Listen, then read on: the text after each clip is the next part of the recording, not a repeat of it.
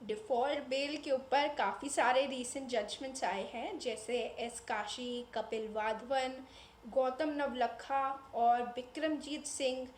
और आप इन सबको लाइव लॉ या बार एंड बेंच के थ्रू ट्रैक कीजिए। साथ में आप अभिपीडिया की रीसेंट जजमेंट्स की भी मैगज़ीन्स को देख सकते हैं। अब हम चलते हैं अपने अगले क्वेश्चन के ऊपर, जिसमें ये पूछा गया है, whether the power under section 167 CRPC can be exercised where the cognizance has already been taken by the CGM, or the accused could only have been remanded under section 3092 of the CRPC। Interestingly note करना है हमें यहाँ पे कि section 167 को, जिसे हम generally remand से रिलेट करते हैं, कि अंदर रिमांड वर्ड यूज़ नहीं किया गया है, जहाँ और सेक्शन 209 और 309 CRPC के अंदर रिमांड वर्ड एक्सप्रेसली यूज़ किया गया है। तो यहाँ पे रेलेवेंट जजमेंट है हमारा Pradeep Ram versus state of Jharkhand, जिसके अंदर कोर्ट ने 3 चीज़ें होल्ड करी हैं। पहला तो है कि इन्वेस्टिगेशन और बिफोर कॉग्निजेंस की स्टेज के अंदर तो 167 के अंदर ही रिमांड होगा अक्यूज्ड का। दूसरा है कि कॉग्निजेंस के बाद भी अगर फर्दर इन्वेस्टिगेशन के दौरान अक्यूज को अरेस्ट किया गया है, तो उन मैटर्स के अंदर भी सेक्शन 167 ही रेलेवेंट होगा।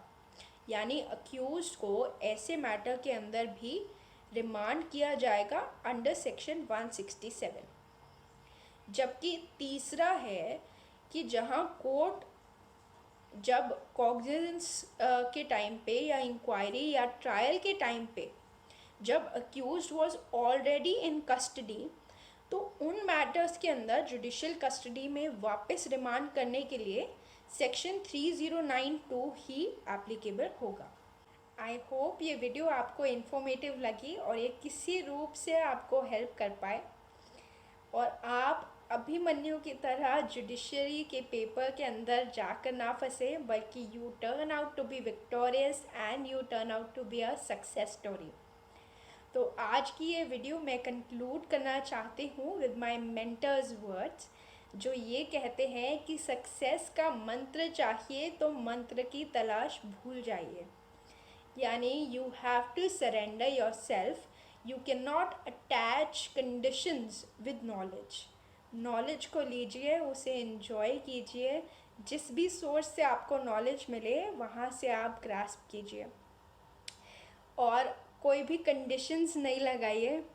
जो भी नॉलेज है आपको ज़रूर काम आएगी किसी ना किसी रूप से।